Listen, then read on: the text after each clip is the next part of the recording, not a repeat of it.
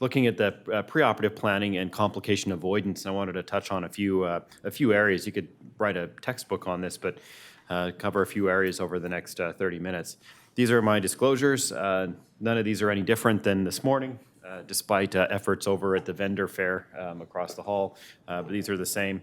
The only one that may be of relevance, I've done some work in helping to develop a tethered support system for NuVasive, but otherwise none of these are directly relevant. We've all seen this slide or some depiction of this before. We really are a graying society.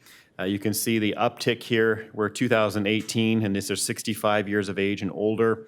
You can see that we're just still in the uptick. We're not even really experiencing the steepest slope of increase in aging in our population. By 2030, 1 in 5 of us will be at least 65 years of age. And I did a talk similar to this last year when I was traveling through China teaching, and I pulled up similar data for China. It's even more striking. By 2050, they'll have almost 500 million people in their country that are at least 60 years of age. And so we're not alone in our aging societies, and it's a problem that we need to address. We have to look at the problems that affect this aging population. And it used to be, as Chris Ames alluded to this morning, it used to be that the elderly, they didn't live as long and didn't have as high of expectations. And when grandma got to a certain age, you could park her on the porch and just let her rock her last years out, and she was perfectly happy. But now it doesn't seem to be the case. You can see this is Mr. Singh. He was the first 100-year-old ever to run a marathon. He didn't run his first marathon until he was 85, or 89 actually. This is Jeannie Calment. She died at 122, took up fencing at 85. At 100, she was still riding her bicycle, and she only quit smoking at the age of 120, not for health reasons, because she couldn't see to light her cigarettes anymore. So the older population is really expecting to stay active longer. And when you look at the problems that affect the elderly, one of them that jumps out is spinal deformity. These two studies from Robin and colleagues and Schwab and colleagues indicate that about 70% of the elderly have some form of spinal deformity, and that makes a very highly prevalent problem. Fortunately, there's a number of these deformities that can be incidental, patients who are asymptomatic, and all they may need is education and some follow-up. There are those adults who come to us with spinal deformity who have relatively mild symptoms, sufficiently treatable with non-operative therapies, at least at the present time. But it's those who come to our offices with substantial pain and disability that's not relieved with non-operative therapies that are often wanting to discuss what their surgical options are. And there's a growing number of papers that are demonstrating that surgery does indeed have the potential to improve symptoms and disability objectively in adult scoliosis patients. And this is a study we did through the Spinal Deformity Study Group, where we specifically looked at about 200 adult spinal deformity patients with 2-year follow-up and stratified them into age groups, young, middle-aged, and elderly. And we found, not surprisingly, the complication rates go through the roof from the young up to the elderly, increased by about 4-fold. And you can see, though, that all 3 age groups improve significantly, and these are just 2 of the outcomes measures that were used. But if you look at the elderly, they actually started out worse at baseline, but they actually stood to gain the most from surgery. Their delta, their improvement, was significantly greater than the younger patients. So despite facing this astronomically higher risk of complications, the elderly actually stood to gain the most from these surgeries.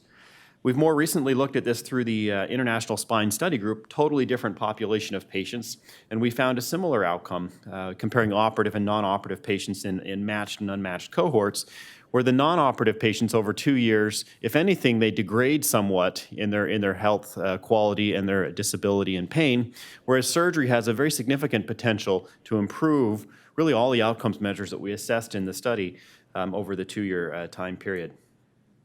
But there is a lot of variability in outcomes. Not every patient does perfectly, and this is taken from a study where we looked at the best and the worst outcomes, the extremes following adult deformity surgery. And as part of that, we plotted out for 297 surgically treated patients, what are their ODI scores at 2 years after we operate on them and try to fix them? Well, you can see, and I often talk about these kinds of plots when I'm counseling patients to try to give them reasonable expectations. You see this tail where people are perfect, ODI of 0 or very low. We love that. But look at this, ODI of 83 at 2 years after you've tried to fix them with a big surgery. I would consider that a failure, a complete failure. And so you can see there's a lot of variability in the outcomes we get. And that really emphasizes the need for us to carefully plan as best as we can ahead of time to try to maximize the chances that we have the best outcome possible. We can never guarantee anyone's going to be on either end of this, but trying to do everything we can ahead of time to plan to try to achieve the best outcome.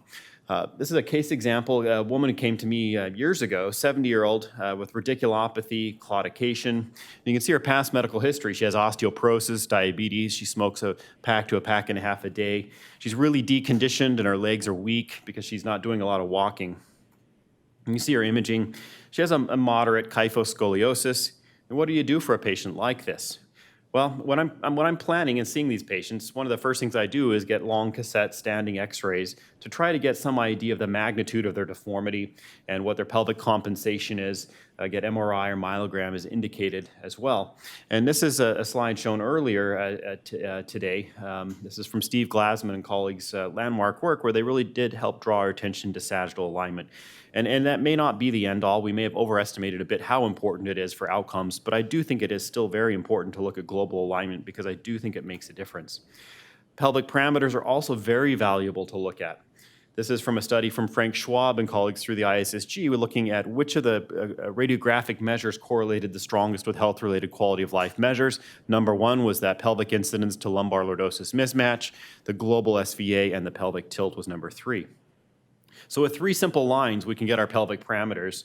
One is the perpendicular to the center of the sacral end plate, center of the femoral head to the center of the sacral end plate, and then a vertical reference line. And that's really all you have to draw on a PACS image, are those 3 lines that gives the pelvic incidence, the pelvic tilt. The pelvic tilt, in turn, gives us an assessment of how much compensation the patient is doing through their pelvis. If we don't look at the pelvic tilt, we may totally miss a significant sagittal spinal pelvic malalignment because they may be very significantly retroverting their pelvis and compensating for what otherwise would be a significant global malalignment.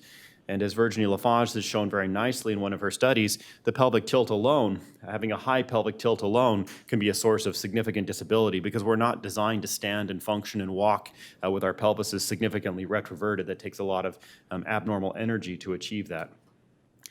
Assessing the pelvic incidence is also really quite valuable. It used to be that we would say, well, normal lumbar lordosis is anywhere between 20 and 75 degrees, but we have really no idea what any individual patient should have. But there's just a wide range of what it should be. But if you measure the pelvic incidence, that tells us really what the lumbar lordosis should be. For example, a patient like this, we can see that there's something not quite right here. He's bending his knees, he's flattened his thoracic spine, he's pitched forward. And if you look at his x-rays, you can see that his lumbar lordosis is 32 degrees. Is that normal for him? We don't really know unless we measure the pelvic incidence. And you can see that he does have a significant mismatch here and that he is relatively kyphotic in the lumbar spine. And we can use that information to then surgically plan what should be done for the patient, how much lumbar lordosis we should try to achieve in that patient to realign them appropriately.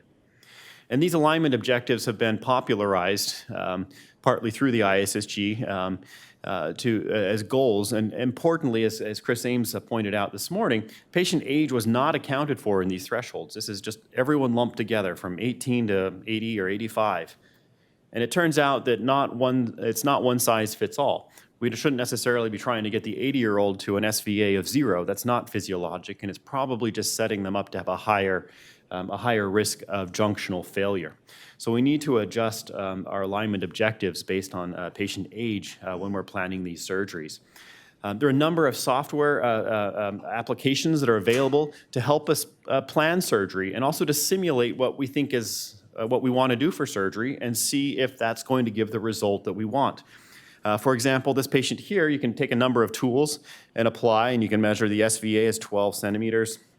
You can measure the PI, the PT, and the sacral slope as well. There's even some software where all you do is draw circles on the femoral heads and the end plate of the sacrum, and it'll calculate everything for you. So there's a lot of these that are very automated, and I'd strongly encourage using them, especially for more complicated cases. I know they can take extra time, and time is a value, of course, but some of these more complicated cases, simulating what you're going to get with your surgical plan can be really quite valuable.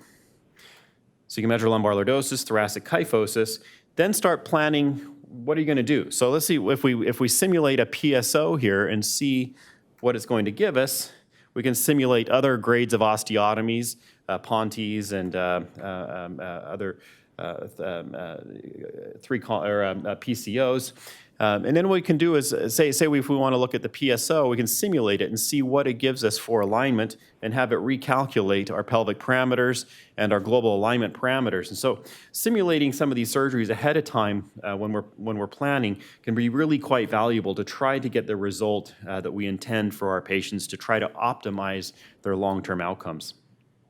As mentioned this morning by Jens, assessing curve stiffness is really quite valuable. And I'm frequently getting bending films over a bolster to try to see how flexible curves are in patients. For example, this patient with a moderate lumbar curve, these are side bending films where there's really no flexibility.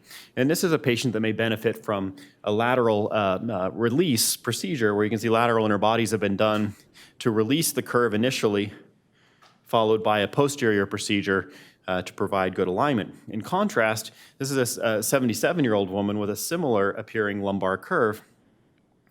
But on her flexibility assessment, you can see the curve is really quite flexible. This type of a curve doesn't need an anterior column release and can be simply done with multi-level facet releases and with an all-posterior approach with a very nice realignment.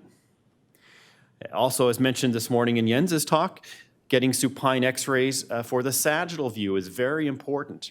You look at this kind of a patient here and you think SVA of almost 20 centimeters, really dramatic kyphosis. You might have to do a 3-column osteotomy, maybe 2 3-column osteotomies, something dramatic to try to fix this patient. But if you lay the patient down and get supine x-rays, you can see what gravity does for you. This is more how the patient's going to look on the Jackson table or on your operative table than how they are going to look when they stand up. And really all this patient needed was posterior instrumentation and some posterior column osteotomies and has beautiful alignment. No 3-column osteotomy needed for this curve. And in fact, if you did a 3-column osteotomy, you'd probably overcorrect the patient. But even when I'm seeing a patient who comes in, if they're not ready for surgery or they want to pursue non-operative measures, I take the opportunity to start planning anyway for surgery because a lot of them will end up wanting surgery down the road. And so I start optimizing them in the background while I'm doing non-operative treatments. One of the things I talk to them about is smoking cessation. If they're a smoker and they're going to want me to do a large reconstructive surgery and try and get fusion across multiple segments, that's going to be a problem. And so I talked to them about working towards smoking cessation. Interestingly, if they stop smoking less than 8 weeks before surgery, there are studies that show that the risks of complications actually go up during that 8-week window after stopping smoking. And so I typically tell them to call me when they haven't had any nicotine for a minimum of 8 weeks, get a urine nicotine screen, and then proceed from there. I don't allow them to schedule until they've really shown me that they're able to stop smoking and that it's out of their system. And I think that's becoming more and more common among surgeons, especially for these larger reconstructive surgeries, is to require patients to stop smoking. Obesity is another factor. Certainly, it increases the length of surgery. It can make wound healing more challenging, makes mobilization, rehabilitation more challenging. It's more stress on the implants. And I start getting my patients who are obese, especially those who are morbidly obese, physically active. I'll often send them for land-based physical therapy or aquatics therapy works very well. I have a low threshold for sending them to a nutritionist or even occasionally to bariatric surgeons to try to get some of their weight down before pursuing a large reconstructive surgery. And I think osteoporosis is really underestimated as far as a risk for complications. I bet it's probably the number one factor for proximal junctional failure. I think we really underappreciate it because I think a lot of studies don't specifically assess it. So I get typically I'll get a DEXA study of the wrist and of the hip. Studies have shown that getting it of the spine in a setting of deformity doesn't give an accurate result. And there are certainly cases where I've delayed surgery and had the patient go on Forteo or other medications in order to improve their bone quality before pursuing a large reconstructive surgery. And so even though we can significantly improve these patients with surgery, it's important to remember that the complication rates are high. And this has been discussed multiple times throughout this course during the day. And this is a study we did, and this is probably the most complete reporting to date of complications in adult spinal deformity surgery. This is over a 2-year period through the International Spine Study Group, where we meticulously followed for complications from the time of surgery all the way up to a minimum of 2 years. We used standardized data collection forms. We had on-site study coordinators to help comb through the records and visit with the patients when they came into clinic in order to make sure we didn't miss any complications. And then we had regular auditing of the data. So I think this is probably the most complete collection of complications to date. And you can see what's really quite striking is if you look over a period of 2 years, so this is in a total of 291 patients, 469 complications over 2 years in 291 patients. 70% of patients had one or more complications. So 30% had none. So that tells you those complications are clustering in those patients, anywhere from 1 to 10 complications. So it's a big deal. And if you look at major complications, these are the different categories. And I would point out that I think one of the most important points of studying complications isn't just to report who has the highest number, how high can you show, or, it's to really then to be able to study the complications and figure out why are they occurring and how can we reduce them. I think that's the value in studying complications. And if you really drill down, you can see that almost 70% of the major complications in the series fell into one of 4 categories. And so I wanted just to go through these categories and show what can we do planning ahead of time or in the operating room to try to reduce these most common major complications. The most common of all was implant related. And if you look at that, 60% of those were rod fractures. And we've talked about that some earlier today. And we've looked at this prospectively through the ISSG and the high rates of rod fractures. They aren't just in PSOs, but they tend to be the most common in PSOs. And I think a lot of that comes down to making sure that we're not notching rods, that we're using different rod constructs across vulnerable regions, including PSOs as well as posterior column osteotomies. And I would favor using osteobiologics, even though the cost is high. Radiographic was the second most common, and within that category, the most common was PJK and PJF. That's probably one of the biggest unsolved problems in deformity surgery is proximal junctional kyphosis. And there's been a number of things, hooks, wires, pedicle screws, all different instrumentation at the junction. None of them have been shown to significantly reduce PJK rates. Fortunately, PJK does not usually result in any significant impact on health-related quality of life, except when it does. And there are certainly cases of catastrophic PJK that can occur. Sometimes a picture is worth 1,000 words. You can see all the trials and tribulations this poor patient has gone through. This isn't mine, I borrowed this, but anytime you do these surgeries over a career, you're going to see a case where they just perpetually break down and the number of junctional failures. So to say that PJK is a benign condition is maybe true a lot of the time, but certainly not all of the time. A number of prevention ideas that have come about and tried over the years, semi-rigid rods at the top of the construct, minimally invasive screw placement for the upper screws for long constructs to try to preserve the soft tissues, vertebroplasty at the UIV. None of these have been consistently shown to reduce the rate of PJK. One really interesting study that I saw in Osteoporosis International in 2016 from Yagi and colleagues, they looked at the use of Forteo.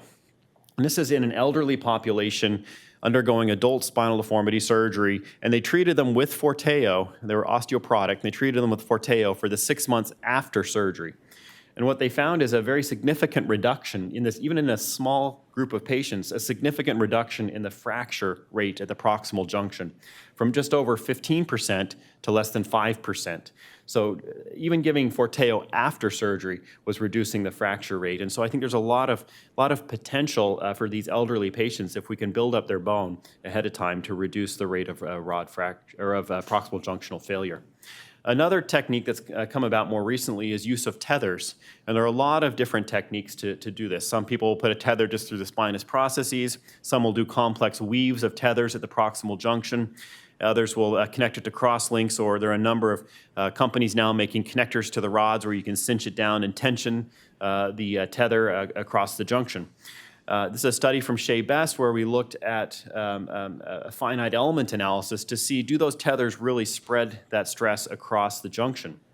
And it very nicely in this finite element analysis showed that using these tethers reduces the segmental range of motion, whether you do it to the UIV +1, +2, +3, sequentially spreads that stress at the junction across those upper levels, reduces intradiscal pressure, it reduces the forces across the ligamentous complex as well as the pedicle screws. And more recently, this is a paper that's now in press in operative neurosurgery where we looked at use of tethers to reduce PJK in a clinical setting. And what we showed is that indeed using these tethers does reduce the incidence of PJK. Certainly more studies are needed. I review for a fair number of journals, and I'm seeing a lot of articles coming through on this topic. And so I think this is a very hot area for study, but this one actually does show that it does give some benefit. And that's after adjusting on multivariate analysis for age at surgery and the magnitude of correction, as well as a number of factors that could potentially influence junctional failure as well. As far as operative factors for proximal junctional failure and kyphosis, there are a number of factors that have been associated with risk: greater magnitude of correction, residual sagittal malalignment, increased stiffness to the construct by fusing them to the sacral pelvis, maybe what type of instrumentation is used at the junction, certainly disruption of the soft tissues at the junction. There are a number of factors that have been associated with PJK. There have been three that are more novel and recent suggestions, and I wanted to go through those and discuss them in a little more detail. The first one is overcorrection of sagittal alignment. And this is one from Renaud Lafage through the ISSG, in which was looked at almost 700 patients and stratified by age group. And what was done was to assess how were these patients corrected relative to what their age-adjusted alignment objectives should be. And what was found is that a lot of the patients who developed PJK were significantly overcorrected compared to their age-adjusted sagittal alignment goals. And so they might be corrected based on the initial alignment goals that were published and popularized that weren't stratified and adjusted for age. But if you corrected those for age, they were overcorrected. And so those patients had a tendency to tip over the top and to fail. And so that emphasizes the need when we're planning these surgeries to take into account the patient age. The second one, which I think is really interesting, is the sagittal orientation at the UIV region. And this was a retrospective review, ISSG, again, Renaud Lafage, with 250 adult spinal deformity patients, where we looked specifically at what's going on at that junction and how are we bending that rod and the alignment of that junction.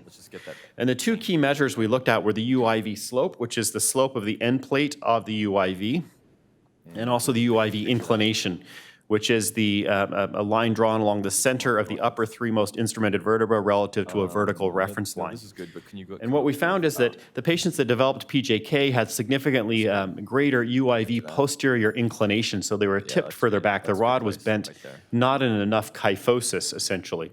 And so that when I'm doing these cases, I'll actually spend time and bend the very top of the rod into a little bit of kyphosis, really making sure that rod just falls into the heads of those screws at the top so that there isn't any stress on those screws at the top.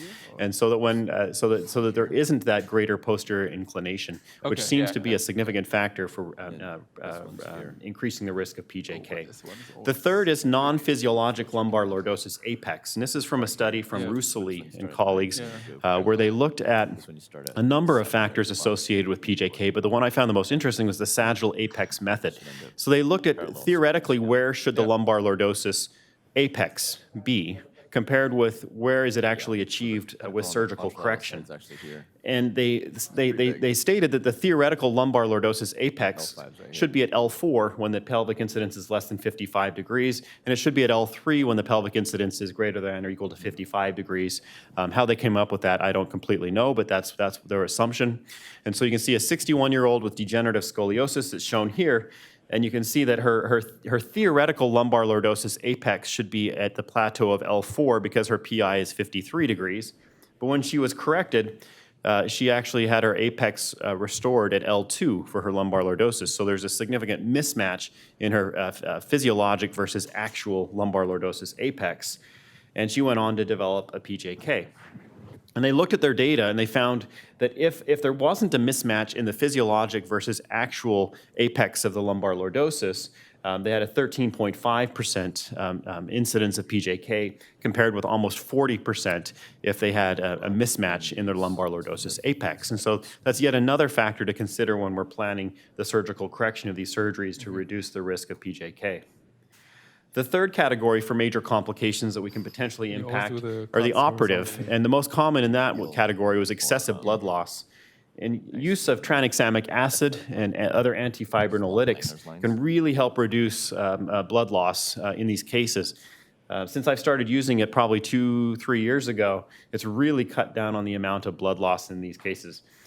You can argue, well, you just give more blood if someone loses it, but there are consequences to significant blood loss. There's hypotension, end organ damage, and coagulopathy. And when you give blood, there can be reactions to the blood. There can also be infection transmission and other immune modulation effects. And so high blood loss is not insignificant. There's really good data actually out there to support TXA use. It does reduce surgical bleeding, and there's data in spine surgery as well. Does not appear to increase the risk of PE, DVT, or MI, although our anesthesiologists, at least where I am, tend to be more reluctant to use it in the setting of those, if the patient already has those conditions. The dosing, though, really remains unclear, and that's an area where I'm sure there are a lot of people doing studies right now trying to clarify what the optimal dose is for TXA in these cases. The last category is deep wound infection. Certainly, there's a lot of pressure to reduce infection rates for quality assessment in our hospitals and our practices. And using vancomycin powder in the wound at the end of the procedure is being used more and more by surgeons, especially for some of these bigger cases. It really started as an off-label application, and it was first used in cardiothoracic surgery along the sternal edges, where getting an infection can be potentially life-threatening. There's a pooled effects analysis from King and colleagues where they show very nicely that there is a protective effect of using vancomycin powder in reducing surgical site infection. And in a very large series where they reviewed these patients, the dosage ranged from 0.5 gram up to 6 grams, so the dosing is something that's not clarified.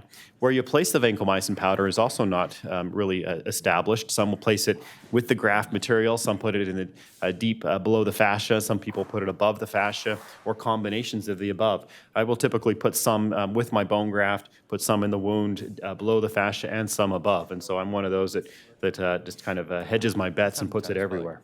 10, 15% of the population. This is a study from Chris Ames where they looked at the cost effectiveness of using vancomycin powder.